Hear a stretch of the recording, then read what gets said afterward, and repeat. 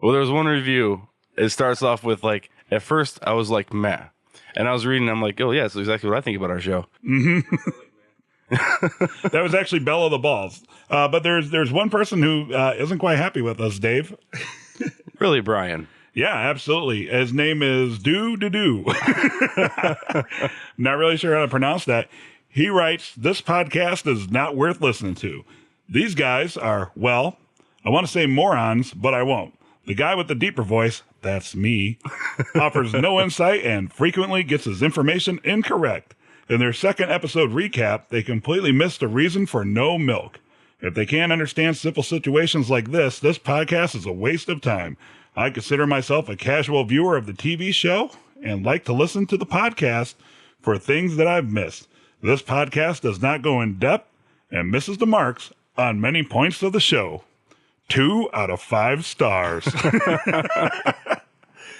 Well, thank you for participating. Yeah, awesome. Thank you. Joke's on you. We got you to participate. Ever since that review, there's been like a rash of positive reviews. Absolutely, yeah. A bunch of you kind of came to our defense of sorts. So I want to give big props to Quadruple X Thumper, Leslie Fratt, Lilo and Finch, Master Chief 09756, who is just way better than Master Chief 09755. Leggy L23. Got one more kill. Yeah, one more kill. And Belle of the Balls. Thank you so much for participating and letting us know what you think. Let's do this, Dave. When Saul, you better call Saul. He'll fight for your rights when your back's to the wall. Stick it to the man, justice for all. You better call Saul. All right, ladies and gentlemen, this is It's All Good, Man. The Better Call Saul podcast.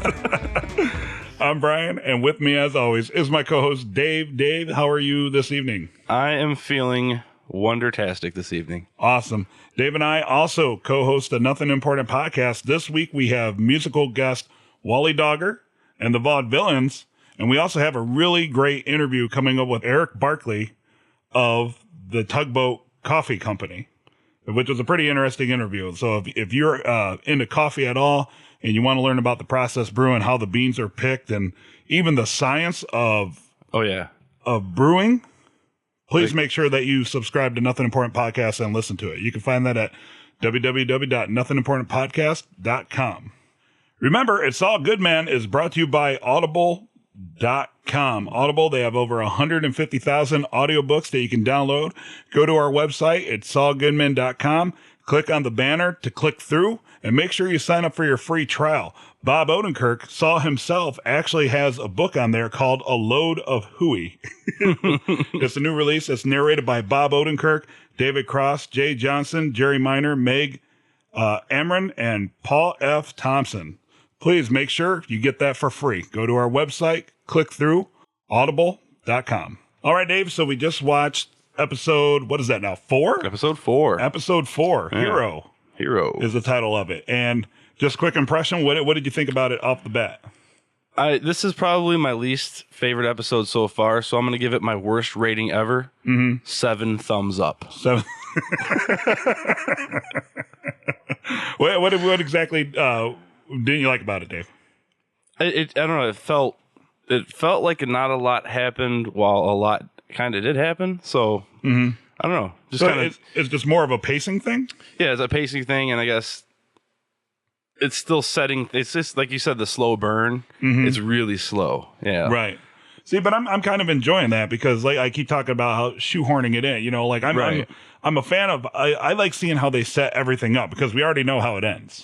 Right. So like I'm a big fan of seeing the setup. So I'm okay with not seeing Saul be until Saul the end. Yeah, and I guess that's the whole point is he's not going to get to be Saul. You know, it won't happen till the end. Right. Although this is the episode where they drop the name. Right. Yeah. Roll credits. Yep. Yeah, because it's all good, man. Right. Right. Exactly. Right. And the flashback thing, I thought that was pretty cool, and I guess I just now realized, since I'm not that insightful, that every flashback or every show starts with a flashback, and they keep going. It seems farther back in time. Well, yeah, we don't really know if this, but we're not really sure if that because last episode, Nacho, episode 3, started off with Saul talking to Chuck Right. in jail. And we were watching it and we were kind of like, oh, okay, so this is it. This is gonna be the Chicago sunroof. So we thought when Saul was walking down the alley with his buddy that he apparently met that night, I guess, which turned out to be the mark for their scam. Right. Right, and they were talking to the guy that kept calling them buttholes. Saul's roundhouse kicking. Saul's accomplice. We're like, oh, he's laying on the ground. This is going to be the Chicago sunroof, and where that comes into play. Last episode, we're from Chicago, and I have never heard of that before. No, never. You know, we've lived here our entire lives, and for whatever reason, we've never heard of a Chicago sunroof. So we thought like maybe he was like peeping Tom, right? Something through I'm thinking like solarium was what I was thinking, yeah. Right, but listener Adam K actually sent us the definition of a Chicago sunroof. Is it an Urban Dictionary definition? What's that? Is it an Urban Dictionary Urban Dictionary, you know it. So there's actually 2 definitions for it. One is when you place your dick on the head of an opposing team's fan. So I guess like for most people here down at Soldier Field, it'd be, you know, like a Green Bay fan, like you put your dick on their head. Like some sort of variation on teabagging. Or flogging or whatever you want to call it. Yeah. And another one is when you piss through the sunroof of a car of some yuppie downtown. so it's like, so it's like kind of like public urination. Like, oh, right. well, you know, I gave him Chicago sunroof. I guess either one of them is the indecent exposure thing. Right, but they did say assault. Right. So that leads me to think it's the first one. It was probably supposed to be the dick on the head of the opposing team's fan, right? So like the huge fat guy that kept calling a butthole was laying down in the alley. And that's when I thought it was going to happen before it revealed that it was all part of the scam, right? Because they set that up pretty well where they found the guy's wallet. They take the money. The guy is, behind the dumpster acting as if he's just like inebriated. And he keeps, keeps being defiant, calling them buttholes and all that. And the one guy takes the watch and they take the money and then the rest of the scam plays out. But we were waiting for it, right? Right, yeah. We were totally like, oh, this is going to be it. This is going to be it. And then it never happened. And then it's weird when you get disappointed about that not seeing a guy slap another guy's face with his dick. Absolutely. But that's I enjoy that too because it keeps throwing you for a loop. It was good to see yet another scam that Jimmy McGill pulled. His douchebag history. Right, yeah. Basically, yeah. Totally. And like we said, it was the first time that he said what's her name? Saul, because it's Saul Goodman. So it was awesome of them to give our podcast a shout out in the show. So Thank you so much, AMC and Vince Gilligan and Bob Odenkirk. That's really cool that you promoted us. I couldn't have asked for a better endorsement. And we here at Nothing Important Podcast appreciate that. So I didn't notice the watch thing. Okay. There seems to be some sort of watch thing. Right. They put emphasis, right? Like they took the man's watch. And then the opening for this episode, the background of the background images. Well, no, that was cell phones. It was cell phones, which I wanted to get to about that. Okay, we'll get to that. But he had in Breaking Bad, he had a drawer full of watches, and he's always talking about the watch makes the man. It's not the watch you're going to wear to this. And then there's also the part where Walter puts his watch on top of the payphone, which at the last episode, which you cleverly suggested, maybe his time was up. Right, yeah. My insight on that was that Walt knew his time was up, so he just kind of put his watch that he had been wearing up there, and then just kind of leaving it behind.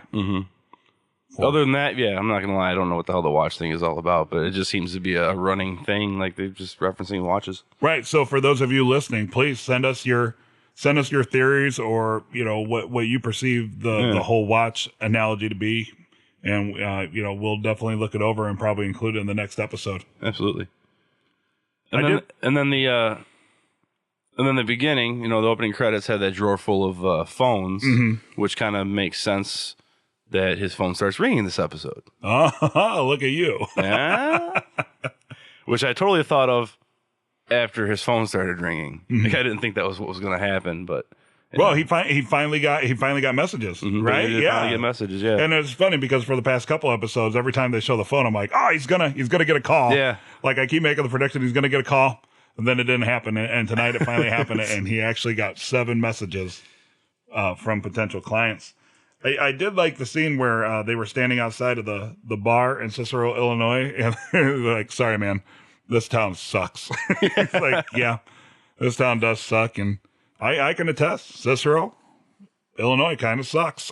I'm from Cicero. I'm from Wilmette. My best story that I have personally from Cicero is it's the first time that I ever saw those cans of Bud Lights that are like a Bud Light margarita that are like the butterita or whatever. Yeah. Limerita. Limerita, yeah. So Strawberritas and limeritas. Right, yeah. So that, as far as I know, is the best thing to come out of Cicero, Illinois. Yeah, nothing. Yeah, well, it's Cicero, man. This place sucks. I also liked in the scene, like growing up and watching Stand By Me and all these other, like the joke is always if you find a dead body, you poke it with a stick. Yeah. I love that, like how Saul found a stick. Mm-hmm. He was going to, he tried to tried to poke the fat guy with it. That's everything. Like every kid's common knowledge comes down to, like, hey, you find a dead body, the first thing you do, poke it with a stick. Poke it with a stick. Well, and just one more thing, the way that they played out, I like how they used it was a big elaborate scheme basically to get Saul's buddy to pay them basically $540 for scamming them, right? Because they were arguing over the price of the perceived value of the Rolex watch. Yeah, the Rolex watch, which is obviously fake because they wouldn't let somebody run off with a Rolex watch. And I hope it shows more of his buddy. You think so? You think I thought that was a one-time deal. I don't know. Wait, are you talking about the fat guy? The fat guy, yeah. Oh yeah, I think yeah. Because the fat guy, they were hanging out and drinking beer while Saul was doing bong rips, and he's just like, I just love watching you work. The only thing in my mind that could have made that better is if the fat guy would have actually been Huel. Yeah. How great would that have been? And then that would have been the start of Huel and Saul's relationship. Yeah, but I just don't see Huel going back to Chicago though. I think I always thought of like everybody else is Albuquerque bound. Everything happens in Albuquerque. Right. So I didn't put that together. I kind of forgot about Huel and his buddy also. I just hope one day we found out what happened to Huel. I hope so, but I don't know. When we last saw him, he was just sitting in a room scared to leave. Lovable bastard. Yeah. Then it cuts, it cuts to the opening sequence, drawer full of cell phones, and then we're back at the campsite. At the campsite, Kettleman's. And one thing I didn't pick up on, and Dave, you actually said it while we were on the couch, and I'm not sure if you said it last podcast, but listener Punk Ass Ernie reminded us that the sticker on the family car shows the 4 members of the family in a tent. Yeah, they got backpacks on. Yeah, that was a big clue that they were campers and shit. And right. I totally whiffed on that one. which we didn't even know last because we lost the stream last episode. Mm-hmm. But since AMC is kind enough to replay the shit out of this show, right? Yeah, we have to catch up on that. And Mike plants the idea that they're not far from home. Like they're not at home, but they're not far from home. Right. So then it turned out it was 5 miles. Oh, that's right. It was 5 miles up. So Saul walked the desert for 5 miles. And I'm going to tell you what. If you're off on a hike in one direction for 5 freaking miles, you have faith, right? That you are on the right path. That's one thing that kind of bugged me is. Like, I get that he's kind of going, but like 5 miles, that's a hell of a hike, especially up a mountain in the desert. Yeah. In your suit. Yeah. I mean, so I guess that shows like some straight up determination, but even that instance, I feel that the chances of him actually happening by them, even following a trail is astronomical. So like that made me wince a little bit where I was like, that's kind of it's a little far fetched, but it's stretching it. It's a TV show. Yeah, exactly. But then he finally finds them, and then it comes to where Betsy finally tries to bribe Saul. I don't like her. No, not a favorite character. I don't know. She's totally that manipulative wife. Like obviously the husband's a huge pussy. Right. Yeah. She's totally telling him what to do, how to do things. You've earned this money. This is your money. Only guilty people hire lawyers like you. Like she's like believing her own hype that she's innocent, right? And she deserves the $1.5 million or whatever that they stole. Right, like it was his money, even though it like wasn't part of his salary, and like Right. like he worked off the clock and whatever. 'Cause I'm sure his $40,000 a year job, his overtime's worth $1.6 million. Right, yeah, yeah. It's that total fairness bullshit, but maybe we'll see that as the show progresses. Like it'll show more of her like kind of pushing him into this because she's just unhappy with her life and think they deserve more. So yeah, I'm kind of hoping it's one of those fatal flaws, something like that. Because and she refers to it as a teensy mistake. One teensy mistake. Yeah, one teensy mistake. one little thing. I like how she kept saying he wasn't guilty, even though she kept admitting that they took the money. Yeah, exactly. Yeah, that's what I'm saying. Like she's believing her whole life, but she is so entrenched in the lie of right. It's like one of those things like you tell the lie often enough and long enough, and eventually you start believing it yourself. Mm-hmm. Right? It's totally like that. Like, oh yeah, well we didn't do anything wrong. I mean, yeah sure, shit. We took like $1.6 million, but I mean, like, come on, like, I mean, like he stayed at the office late a few fucking times, Like, so then she even offers him a bribe, which you called.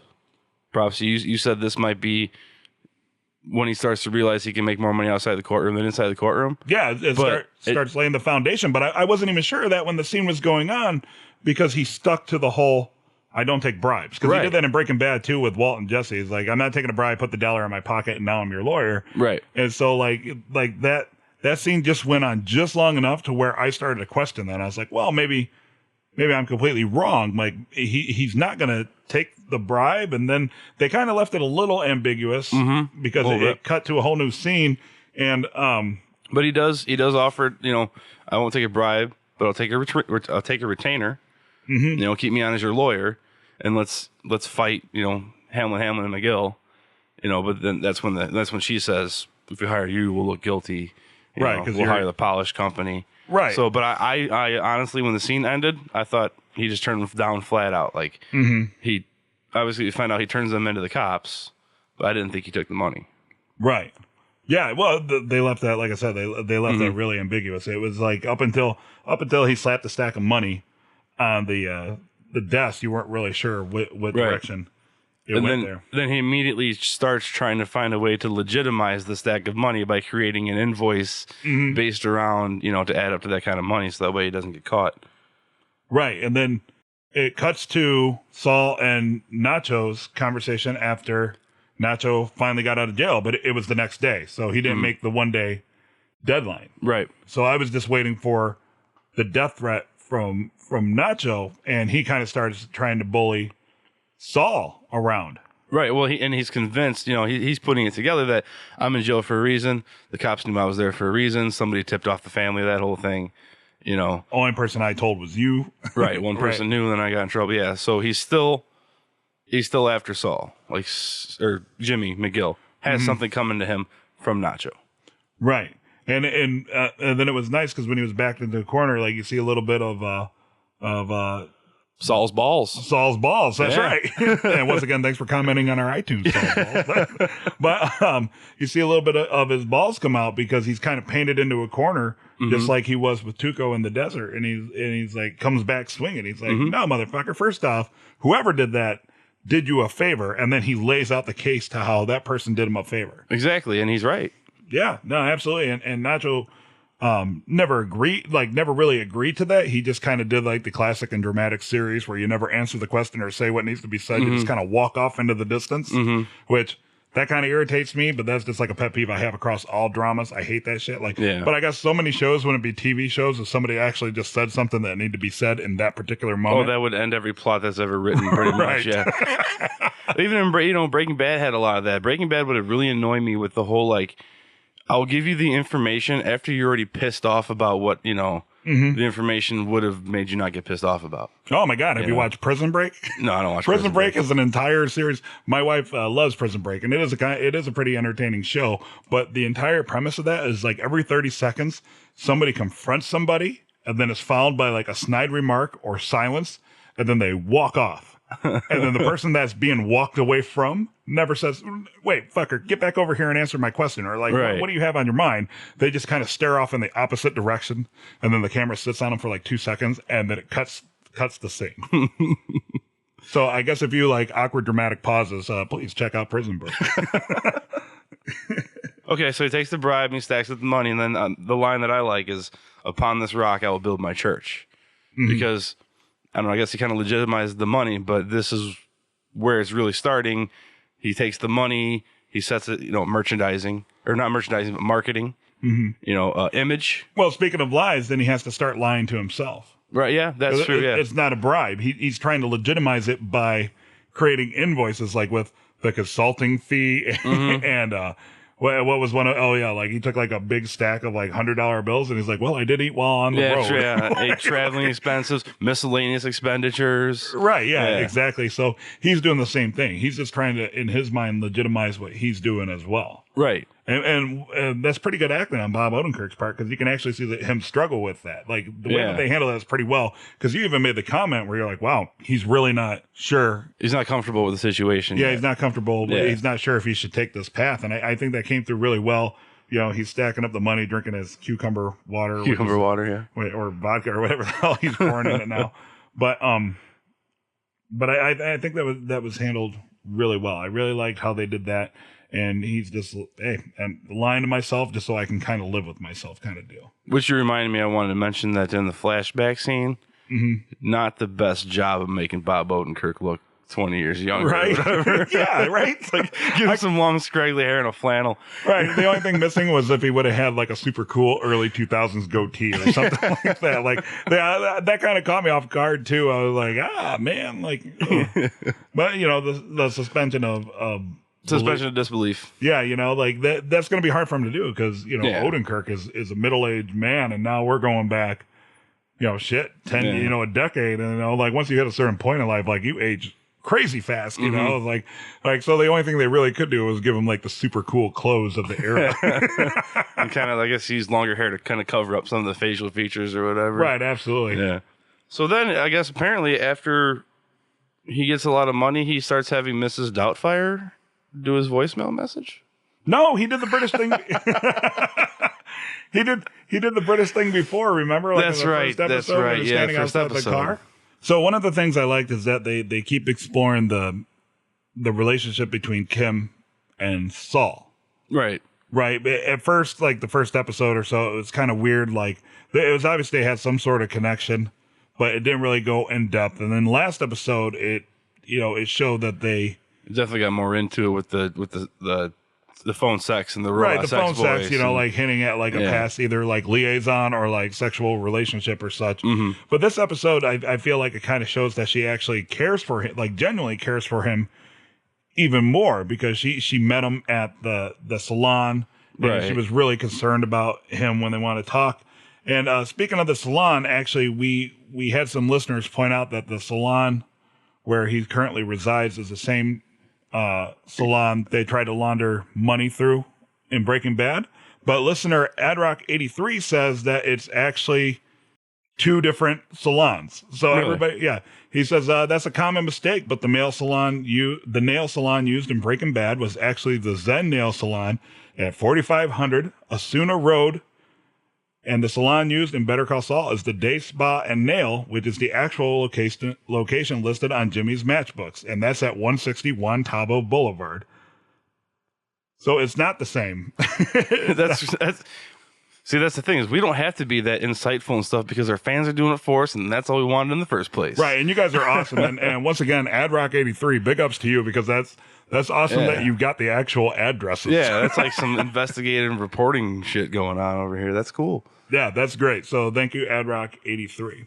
So she shows up there, and they have a little moment. Yeah, their little moment, and it's nice too, because it didn't start off with her just instantly delivering the cease and desist order. Right. They like had a nice little like friendly chat and kind of joked around and flirted a little bit, and they were talking about like the settings on the fucking massage chair. Massage chair. Get that deep tissue or you won't feel nothing. Right. and then she hits them with the cease and desist for For the billboard. Which is awesome too. Because I just want to point out, those of you when you go to our website, click the big icon that says it's Saul Goodman on location. Travis from Albuquerque is a listener of the show, and he started an Instagram where he took pictures around the town. And last episode, I mentioned how some of the billboards he took pictures of that they used during filming, and he had that billboard. That was one of the billboards. That was one of the billboards. So like I kept looking at it. I'm like, oh, well, that's kind of funny, and I wasn't really sure the context of that. And then here it is, like 2-3 weeks later, we actually got to see the context of that. So if you guys want to see like pictures from around Albuquerque, please make sure that you hit up Travis, his Twitter, which will lead you right to his Instagram, and that's available right from our website. Because that was pretty cool for me personally, just to see that come in. Yeah. Come into play. Well, and you mentioned the one about don't call Saul. Yeah, don't call Saul. I wonder if there's a billboard war brewing or something like that. You know, well, maybe McGill or Hamlin throws up a don't call Saul, you know, something like that. Fighting fire with fire, because the whole point between the billboard is Saul was basically trying to rip off, gain clients get clients on the reputation of someone else. Yeah, of Hamlin and McGill. Yeah, kind of like starting a podcast about a TV show instead of creating your own format or your own topics. Right. You just talk about something else. But and it never... Okay, so let's talk about the whole billboard thing. You want to talk about the whole billboard thing? Let's talk about the billboard thing. First off, what was the name of the blue? Hamlindigo. Hamlindigo. Hamlindigo Blue. You must listen to the Hamlindigo girls. So Saul... My name is Hamlindigo Montoya. So Saul Saul puts up this billboard that's almost like an exact replica of the Hamlin and McGill billboards and logos, and we were kind of wrong there, because we thought that when in the preview for next week's episode, when it showed them with the hairstyles, I'm like, okay, this is it. They're gonna give them like more. Like the Saul. Like, yeah, this is how, even though he looks relatively the same, I was like, okay, there's going to be like some sort of difference they make about his hair or whatever. And like this, but no, apparently he was just getting his hair bleached blonde, so he looks like the douchebag from Hamlin. And then just give me the curling iron. Yeah, the curl. That's what threw me off when he was saying that. I was like, okay, it's going to be another montage, and it's going to go through funny hairstyles until he settles on something very similar to what he wears anyway. Like, I thought that'd be the joke, is like, his hairstyle is like kind of what it is, and then he goes through all these different hairstyles, like the montage in Pretty Woman or something, and then he comes back and it's like just a slight variation of the haircut he already has, and it's like, hey, that's perfect. Like, I'm Saul. But no, he puts up a billboard, looks like Hamlin and McGill, and then he stages this, man, I don't know, a publicity stunt? Well, for one, we don't even know that it was staged, right?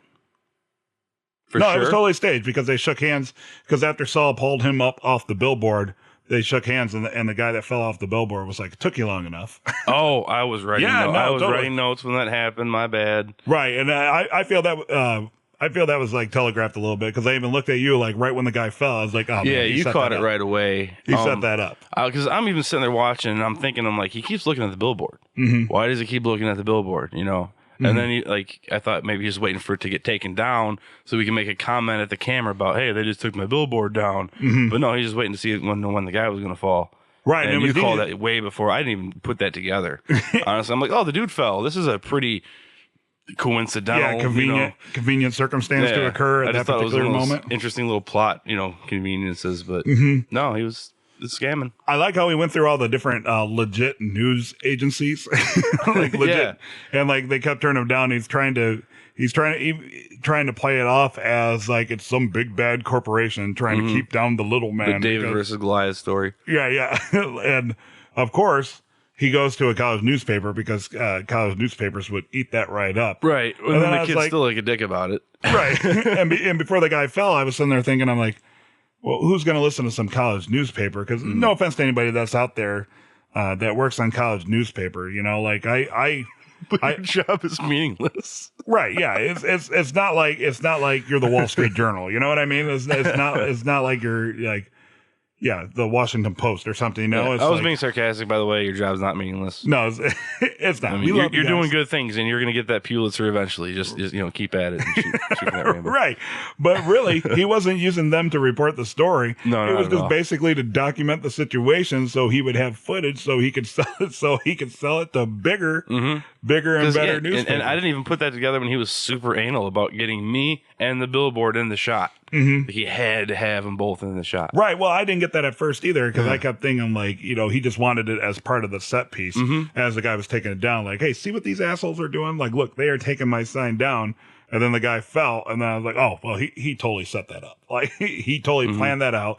But I still didn't figure out where exactly the student newspaper worked into all that until you see the headline like local lawyer, local hero, or whatever the fuck it was. Well, I got it. Well, as soon as the whole situation started happening with the guy falling, that's when I was like, oh, that's why he was so desperate just to find somebody with a camera to be there. Yeah. It's not like nowadays where he could have done it like on his iPhone or something. Right. Which also was a question that we had because somebody whipped out their phone and started filming, and we were kind of debating if they were camera phones back then. Yeah, what year do you think this takes place in now? Like Breaking Bad ended like 2010 or something like that? No, I thought it ended like last year. Okay, so let's say 2012. So that means Better Call Saul takes place in 2006? No. You said 6 years prior to the start of Breaking Bad. Breaking Bad is 5 seasons. Okay. So you got to go back 5 years. Okay. And then go back 6 more. Okay. So you're looking about a decade ago. Maybe 12 years ago. Maybe 12. a baker's dozen. Somewhere in there. Okay. So let's just say conservatively 2002. Tail end of your college years. In the tail end of your college years, was around like 2004. Did you have a cell phone with a camera on it? I knew people that did. All right. Real quick story, and I'm just going to tell this just because it's an ample time to tell a story. The first time I ever saw somebody with a camera on their cell phone, it was like 2002 spring break in Panama City Beach, Florida, and we were at a club that doesn't even exist anymore. And we were there to see Vanilla Ice at the club. And my buddy AJ, so AJ, if you're listening, here's your shout out. My buddy AJ pulled out this phone with a camera on it, and I'm like, what the fuck is that? And he's like, oh, it's a camera. He pulls his phone out, he sets down the tripod legs, puts the curtain over his head, starts winding it up. No, it was a flip phone, just like in Better Call Saul. And I'm like, your phone has a camera in it? I'm like, that's stupid. That'll never take off. That's so dumb. But I asked him, I'm like, why are you just standing there with your camera in there? And he's like, I'm trying to get video. And I'm like, video of what? So then our other friend, John, comes up and he's like, hey guys, check this out. Here's an $8 drink that I bought just to throw at Vanilla Ice. And so John takes the drink, throws it over the crowd, and it hits Vanilla Ice right on the shoulder.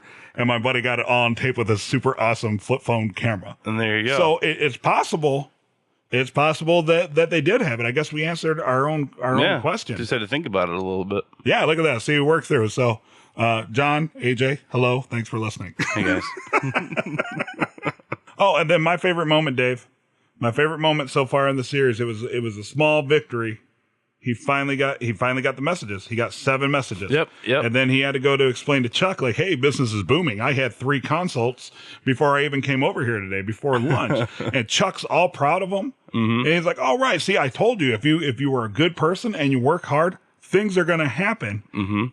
And then he runs across the street with the foil blanket freaking out because of the power lines and such. Right, because Jimmy hid the newspaper from him with that story in it. With that story in it, he pays the $5 to his neighbor who's like, what the hell's this freak doing in my lawn? Get off my lawn! and runs back, opens up the newspaper, sees what his brother has been up to. End of the show. And it's a super disappointment. Super disappointment. So maybe... Right, that was a disappointed look on his face, right? He was kind of like, what? God damn it, you know? Yeah, like sad. Well, we talked before, like they've done a good job of staging it where, they're brothers and they love each other because they're brothers, but Chuck appears to have a lot of integrity. Yeah, and Jimmy knew. Yeah. Jimmy knew that he had to hide that from his brother. He had to hide it, and so I think that'll come into play. Like, I bet it'll be one of those things that, like, Chuck will be more sad that Saul hid that from him than the actual methods that he used to get that kind of exposure. Exactly. So, but I'm sure there's a lecture coming, and I hope they do some sort of reaction, Chuck's reaction to the billboard. I think that would be pretty cool. Well, Chuck will never see the billboard because he doesn't come out of his house. Exactly. That's why he hasn't seen the billboard yet. But I'm hoping, like, maybe through the newspaper article or something, he'll catch a glimpse of the billboard.